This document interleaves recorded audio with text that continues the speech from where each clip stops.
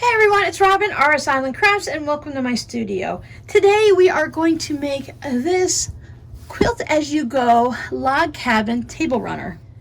I'm going to show you how to individually make each log cabin block, quilting it as we go. We are going to do the straight line quilting throughout the block. Then I will show you how to add the back. I used a scrappy binding from the strips that were left over from the log cabins. I made this table runner using 10.5-inch blocks, so it measures about 10.5 inches by about 60 inches long. If you enjoy this table runner and you'd like this for yourself, this will be listed in my Etsy shop, which is down below in the description box. If you're interested in making your own, just hang out with us and we'll go ahead and get started. Today I'm going to show you how I made my quilt as you go log cabin blocks. There are a variety of other ways that you can do a quilt as you go block, and you can quilt it in any way that you'd like. But today we are going to do some straight line quilting. This is many times referred to as matchstick quilting, but if you want to get right down to the nitty-gritty of it, that is usually about 1/4 inch or less apart. And for mine, I made mine 3/8 inch apart. I thought for a table runner, it didn't need to be that close, but I did want this look. As we're making this, we are going to actually quilt as you go. I've shown you some of this style before, but today we're going to do it in a whole big package and make the log cabin quilt as you go table runner. If you prefer not to do it the way I'm going to show you, you can take your square of quilting fabric. You can make your log cabin block separately, just as you would any type of block. And if you don't want to make a log cabin, of course, you can do any quilt block you'd like. This batting is cut out for our 10.5-inch block. This log cabin is 12.5 inches, so I would not use this batting with this.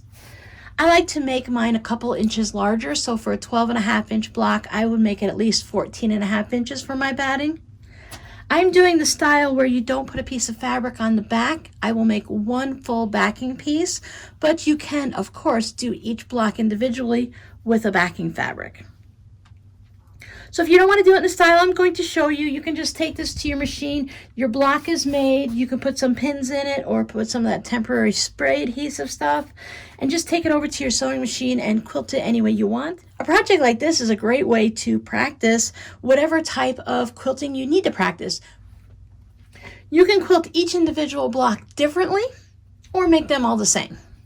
Since I'm making this 60 inches long, I decided to just go ahead with a 10.5-inch block. I cut a variety of strips, 2.5 inches. I have my greens for half of it, and I went with this peachy pink kind for the other half. Many times with a log cabin, you will have a dark half and a light half, and you can choose to do it that way. I chose to split because of this fabric pack. It had mainly the greens and then the peachy pinks. So I thought it'd be nice to just go ahead and split them up that way. You can just change your colors as you're going around any way you want. Since I'm making the 10.5-inch block, you can see that I cut my batting a couple inches wider so that I have a little wiggle room on each side. You'll notice when we go to trim this up that it does tend to shrink it in because of the style of quilting I'm doing. I'm going to show you a couple quilting techniques, so some of them will draw your fabric in a little bit more than others. I found it easiest just to fold up my batting. I put my 12.5-inch ruler down on top of it, and I took some scissors and I just trimmed around it. This part doesn't have to be exact because we will be trimming it up.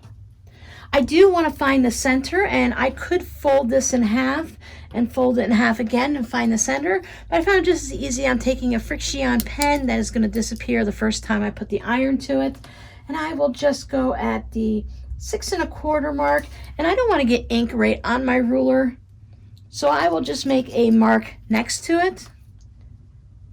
Now this ink does clean up really easy. Even if you had a Sharpie on your ruler, it does clean up with like a baby wipe or some type of a wet wipe, soap and water, but it's just easier not to get it on it. And I will do the crossway this way. Again, I'm not really marking on it, and I'm not worried about that because my fabric is dark enough to cover it up.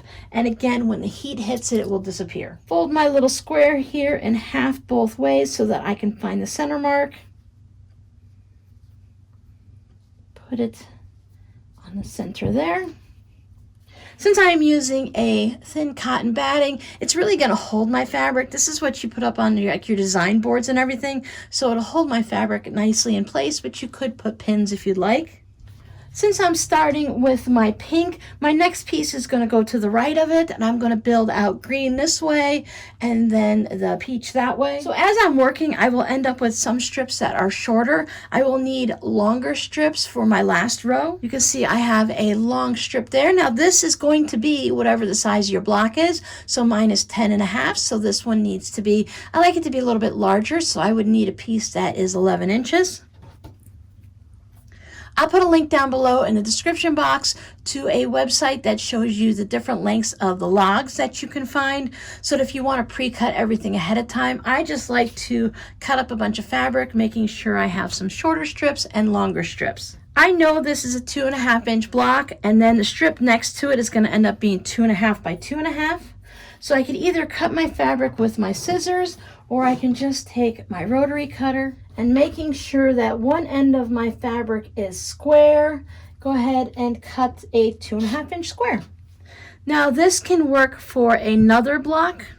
I've already made 5, so I can set this aside for into my scraps, but if you're making more, it would be really easy. Just set this aside. I make like a short pile and a long pile, so I can use up the shorter pieces instead of cutting into the long strips that I might need later.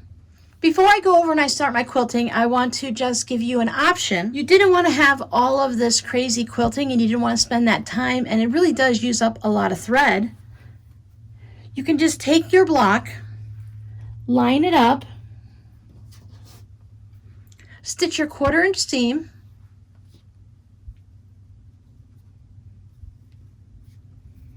and then press it open. You would be quilting through both of those pieces of fabric and through your batting, so therefore it would have been quilted as you go. Everything is connected and quilted all the way through. You can leave it just like that. You can also take it after stitching your first bit there. Just do 1/8 of an inch top stitching right along the seam there, stitch in the ditch, echo stitching right next to it. Just do that one line to hold it down. Once I get this first piece quilted, I'll show you what that looks like. So when I put this piece on and I get ready, after this one's quilted and I put this one on and I start quilting it, it's going to be easiest for me to quilt it top to bottom. If I were to go left to right, I would be running into that seam and I wouldn't be able to easily do that.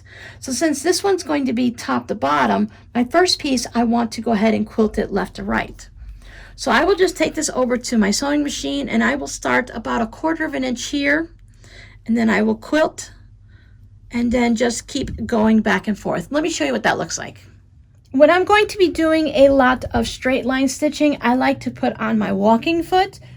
I'm going with a 2.0 stitch length for this project. You can bump it up and have your quilting be a little bit longer. I know I don't need it to be super tight because I don't want anything to bunch up or pucker at all. And I want to make sure it's not too long so that any of the threads might become loose. I usually go about 1 stitch past it. I lift my presser foot, spin my quilt block, raise my needle, and I move it over. I am going to use the little part right here. There's a white plastic piece on my walking foot. I'm going to go ahead and line that up with my last row of stitching. It's going to help me to keep it relatively even. You could mark it, but this is just a little 2.5 inch square. I'm not worried about it being too exact. I just want to make sure I'm not making it so it's totally crooked. 1 stitch past, lift the presser foot so I can spin it, raise my needle, and now I'll use the outside of this piece right here. And by using my walking foot and by going back and forth, it's going to keep this piece of fabric from getting distorted in any way. I found that if I use my regular presser foot and I just keep going top to bottom, and cut the thread at the end and just keep going, number one, I'm going to go through a lot of thread because every time I cut it, I have to have a certain length of thread to start back up again. And by doing it just top to bottom, I tend to end up with like almost a parallelogram type thing where it stretches this fabric because it keeps pulling it and stretching it in this direction. So while you have your starting of your square here, this one might end up being down here. That corner might be much lower. So by rotating it back and forth, I'm saving thread and I'm keeping it from getting distorted.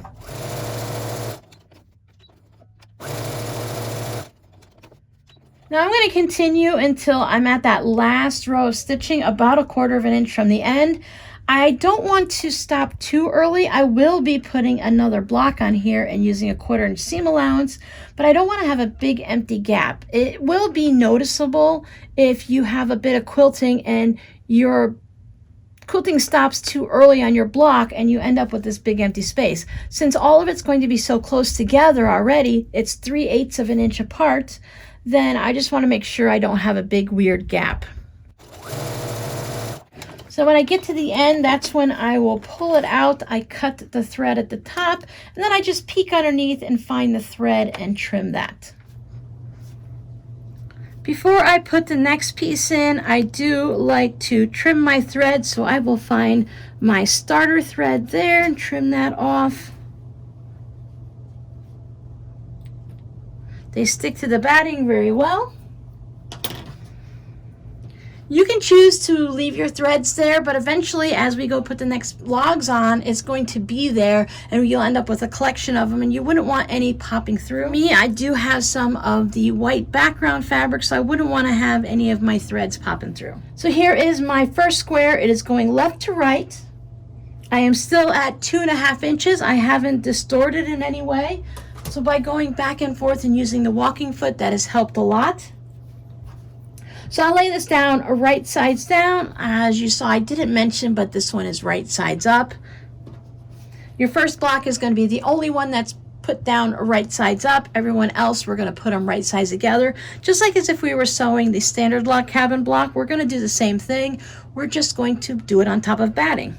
So I will put this down right sides together. You can put a pin in it if you'd like.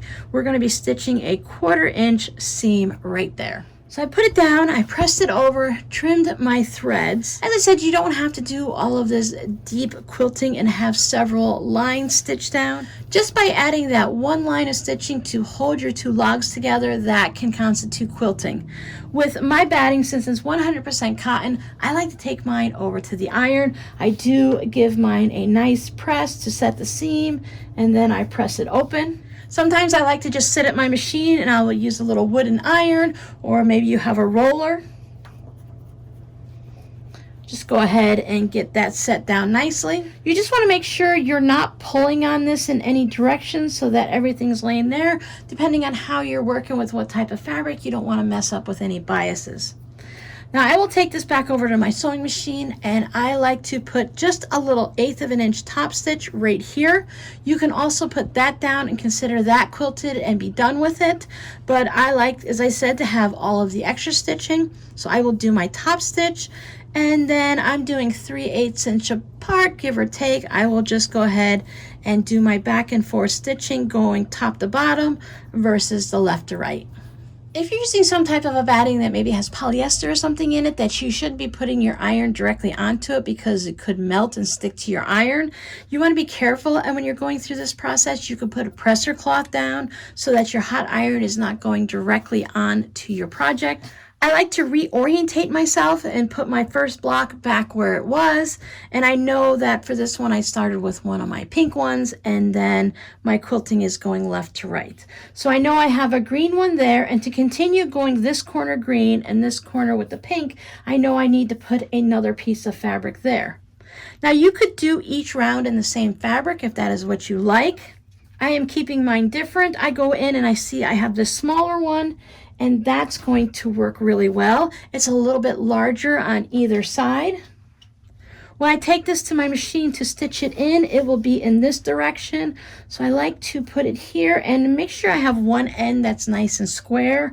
Then I can line it up. I could take it over and trim it with my rotary cutter and ruler if I need to, but I'm nice and square there, so I will line that up. And as I start stitching, since this is going to be longer,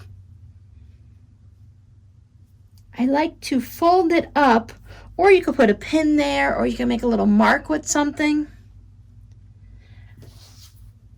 And I just fold it up so that when I'm stitching, I can tell that this is where the original bit ended. I can go past it. It's not going to be that big of a deal. But I really don't want to have one of these darker colors that might show up. If this green had gone further and it was a darker color, it might shadow behind my white fabric, and I just don't want that to happen, so I like to keep it so it doesn't go too far past. We do have that 1/4 inch seam allowance with a little bit of wiggle room. You can put some pins in here, but again, for me, it just seems to sit nicely. We do have that 1/4 inch seam wiggle room, but I still like to start at least one stitch off of the block so that I know I'm catching everything. So I start stitching, and this is usually where I go ahead and I fold my little bit up, make my crease so I can see, and then I like to just put my finger down on it just so I know where I'm going, and I just don't go like a crazy speed woman and go past it. I do like the back stitch here just to hold it in place so that when I'm trimming it up, I don't pull any of my threads. I'm sorry, but I hit the stop button instead of the record button when I was showing you how to trim up this log. So I'm going to talk about quilting it, and then when we put the next log down, I'll show you how to trim off that excess. I will take this back to my sewing machine, and at the 1/8 of an inch top stitching just along the edge here, I like to do that bit of stitching so it holds it down and it doesn't make any weird type of pucker, and it makes sure everything lays flat. I'll continue with my 3/8 of an inch distance in between my stitches and my 2.0 stitch length, and I will go ahead and quilt it all the way over. All my quilting is set, so now I know as I'm going around that my next piece is going to go here. Now my first two, I was going that way to cover that corner up. I was using the green. When I'm going on this side, now I'm going to start adding my peachy pink in these two directions here. So now, of course, I wouldn't want to use these two fabrics since it's the same fabric, but it is too short, so I wouldn't use that anyway. I could use this, but it's the same fabric with a different color, so I try to just change things up a little bit. I have this dark one, and it is just a little bit larger. Turn it to make it easy for myself. I will line it up. I don't think I have a straight line on either edge, so I will just go ahead and straighten it up. It's just going to make it that much easier for yourself to line it up on the edge without having any of the extra. Now, if I'd have chosen one of these longer ones, so I have this nice long strip, instead of letting all of this extra dangle off, I would lay this down so that it's a little bit 1/4 inch past there. And then I would just trim this off, giving myself that little wiggle room on each side. But when it's just a little bit extra, maybe 3/4 of an inch on either side, I don't worry about it. I'll just line it up at the beginning. Then I'll stitch this. Then I'll remember to hit the record button so you can see how to trim it. When I take this over and I give it that little bit of a press, I want to be careful on how I'm handling my logs. I noticed that it's really easy as you're pressing it to stretch it and have it pull a little bit farther that way, and maybe you stretch it and it pulls a little that way. So you want to do your best to keep it lined up, at least with your first square, because sometimes we go past with the other ones. So you just want to make sure, and you can move it around and just stretch it a little if you need to, but you don't want to stretch it by accident.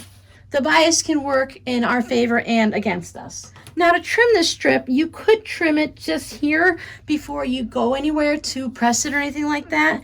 And for that, I would just line my ruler up on the side there, and I would line one of my lines, I just happen to have it on the inch, with my seam line right there where I stitched it down. And then draw a line. I like to draw the line versus cutting it, because when I cut it, for a wonky one, I don't really mind. But if I want everything nice and straight, it's kind of harder to cut it, even with the scissors that are completely flat on the bottom, to make that nice straight cut. It's really easy to get off just a little bit. So when I am going to trim it from this side, again, I'm going to make sure it's laying down nice and flat. Everybody looks good here. This time I'm going to line it up with the side of the block right there, and I'm going to line it up with my stitching right across there. Now this line of stitching hopefully is going to give you your best chance of getting lined up and keeping it square. Sometimes things might stretch a little bit when you're doing your quilting. I line everybody up and just make a mark on my fabric. Whatever type of marking tool you normally use, I like to spin it around, so if I went a little bit further than a stitch or two, this part might, as you can see, it is actually stitched down a couple stitches past, so if I wouldn't be able to just cut it from there. So I can lift this up and cut right there. Pop those stitches, and just making sure I'm going between the fabric and my batting and not cutting my batting. I'll cut that extra piece of fabric off and then I'll save it for something else. Or you could put it in the trash. And now I'm going to continue on. I will go ahead and do my top stitching, and then I will stitch it 3/8 of an inch. And then I will have another one here. So if I choose to do this one is going to be extra long. So I will move it up so it's just a finger's width on that side, about a finger's width on this side. I can trim the excess off later and then just take that off, and I will do the same thing there. Now as I'm stitching and spinning, it definitely changes where the first piece is. You can really see how crooked my batting is, but when I put my ruler down, I can see that I have kept a really good 6.5 inch square block. So if that's all you want, you'd be all set there, but we're going up to more of the 10.5 inch, so I need to put my next piece on. So I reorientate myself because I know that this was my first one. You could put a pin in it, you can put a little sticky note or whatever you do to keep track, take a picture. Now when I'm looking, in case I don't know, I can also see that with any log cabin, I have 2 seams here, so that would be my next one. I started with my pinky peach. I know I have green here, so that this corner going out needs to be green. And whatever strips I don't use, I can use for my binding because they're 2.5 inches. This one is close, so I'll go ahead and put that one on next. A nice even line there, and I'll stitch it down. Again, once I get sewing, I will fold that up or pin it and mark it in every way you want so you can see. And I'm just going to keep going around. Now for a 10.5 inch block, if this is my starting block, I have 1, 2, 1, 2, 1, 2, 1, 2. So I have 2 logs going around it all the way. So that I know after I do this round that that's going to be it for me, because that'll give me 2 to 2 to 2 to 2, and I'll be all set. So I'm going to keep continuing on this block until I get it all the way to that point. Then I'll show you trimming it up, and we'll start putting together our table runner. Here's my block. Make sure, let me see, I orientate it this way. Make sure that I'm equal. So I have 2 rounds and 2 and 2 and 2. So no matter what size I'm at, I'm equal. I don't want it to be off center unless I want it to be off center. And that's part of the wonky process, or a quarter log cabin. You can just have your starting square and build it that way. But that's a whole nother video that I'll link down below in the description box. I have my 12.5 inch ruler, my rotary cutter, and I'm using an old cutting mat. This one has already started to wear out. I like to use this, and it allows me to leave the batting in it, and I don't have to clean it every time I use it. It keeps the batting out of my good mat, so when I cut fabric on this, I don't have to worry about anything. It makes the newest mat last a little bit longer. I am trimming mine up to 10.5 inches. That'll give me a 10-inch finished quilt block. When I start lining things up, I need to make sure that I have fabric that goes to the 10.5 inch mark all the way around. So I'll just start on this side and make sure I'm at 10.5 inches all the way around. If I'm just 1/16 of an inch shy of having my fabric reach that 10.5 inch mark, I'm not going to worry about it because it's going to be within my seam allowance. I plan on using a 3/8 inch seam allowance today. Now it's a little bit more than the standard 1/4 inch that everyone uses.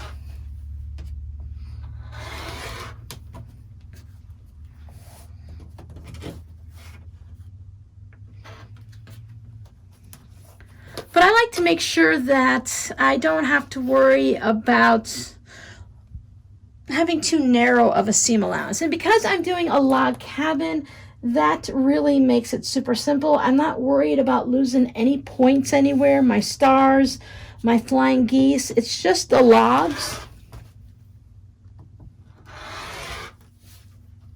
I always suggest making one block to start with.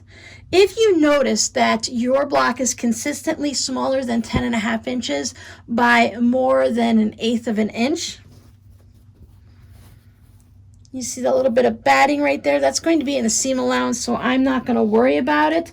But if it got to be a problem where more and more batting was showing on my last round, instead of having my strips at 2.5 inches, I bump them up to 2 3/4, even all the way up to 3 inches if you need to, just to ensure that as you're quilting it and everything is shrinking in just that little bit, that's going to give you enough room to get the right size block.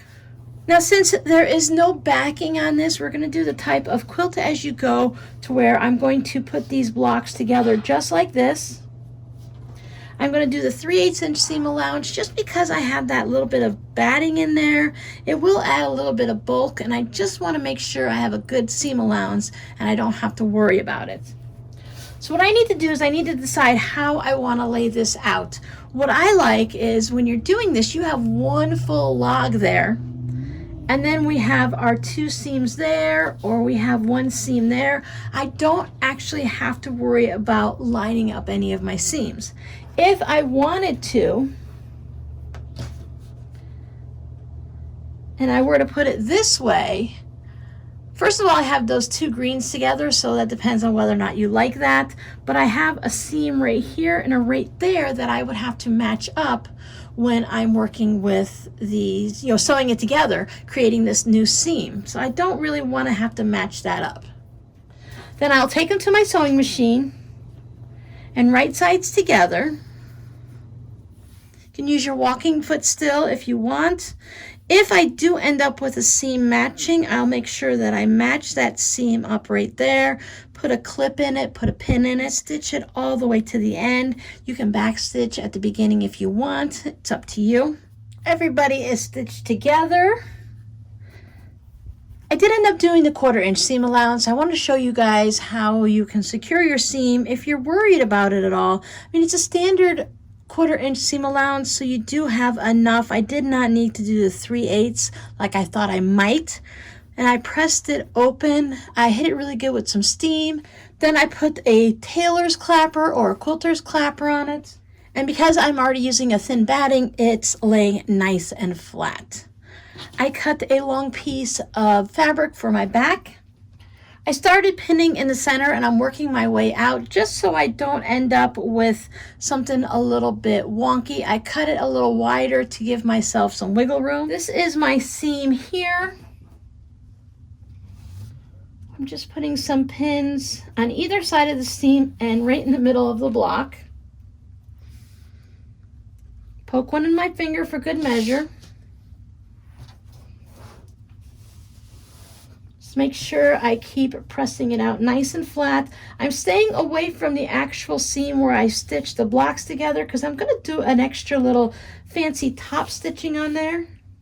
When I'm making a quilt and using this quilt as you go method, what I like to do is I will normally just take a straight stitch on either side about 1/8 of an inch away from that seam and just stitch it down using matching thread to match my quilting so it will blend in. But if I add that little there, that's going to secure my blocks to my backing. For a project like this, I could get away with just doing 1/8 of an inch all the way around the outside of it just to secure it and then add my binding to it. But I thought it might be nice to do a little stitch down the center. You can do a zigzag, you can do a serpentine. If you want to match your quilting, since I have the straight lines, I can just add a straight line on either side. Like I said, about 1/8 of an inch just to catch it. But if you're worried about that seam popping open because you don't normally press your seams open, you can do some type of a stitch that goes back and forth like a buttonhole stitch or the zigzag, and that will secure that seam, hold it nice and together, and secure it to the backing of your table runner. or your quilt if that's the project you're working on. When I do it, I'm going to stitch this way, and then when I go to the next one, I'll stitch that way just in case anything might shift. Because remember, in this whole section, once we stitch these two seams down, this part here will still be wide open. So if you'd like, you can do that 1/8 of an inch. Just stay within wherever you're going to put your binding so that you don't see the stitch. And if you use the same thread that you've used all the way through, if something happens, it's not going to be that big of a deal. It'll just look like any of this quilting that you already have there. So I started out by doing the little feather stitch that just kind of zigzags across. You can see it really well on the back. Just enough to hold it down. Now, if I'd have used green for my bobbin, you wouldn't notice it. But the back of it is just a plain green that I use, so it's nice to have some type of a little quilting there just to add a little bit to something to the back. So my next step will be to trim off the excess. You can just take a pair of scissors, or you can use a ruler and your rotary cutter. The other thing I did is I did just run a quick stitch all the way around the edge just to hold everything in place, so again the backing doesn't shift. You can get away with just doing it across the two ends because we do have the stitching here to hold it, but if I was going to do it, I just went ahead and did it all the way around just so I don't have to worry about it. So I line my ruler up along the edge and I trim the backing here. So I have this section that I already cut, so I just line my ruler up against that so that it keeps me going straight and I can just continue on trimming all the way around. This is a great type of project that if you want to make your backing wide enough, you can use your backing as your binding, and I have a video for that too. But I'm going to put standard binding on, clean off all of my loose threads, and then I will show you what it looks like. And there it is, fully complete. I stitched the binding to the back, I brought it around to the front, and I just did a little top stitching along there. I didn't change my bobbin thread, and I kept with the same thread that I used for quilting everywhere. That way, if anything happened, it all blends together. It does show a border of the pink fabric around here, and you know, I could change it up, but since I have this pink quilting going down there, I'm not gonna worry about it. So that is my version of a quilt as you go log cabin table runner. If you have any questions, please leave them down below in the comment section. Now, generally in quilting, there's usually more than one way to do something, and this is just one way to do it. You can do it in a different way. I do like just stitching the two pre-quilted squares with the batting together and then using one long piece of backing fabric. It works really well for a project like a table runner. So your scrappy word for today will be bee, as in a little buzz bumblebee. So thank you for hanging out with me, and I'll see you guys in the next video. Bye.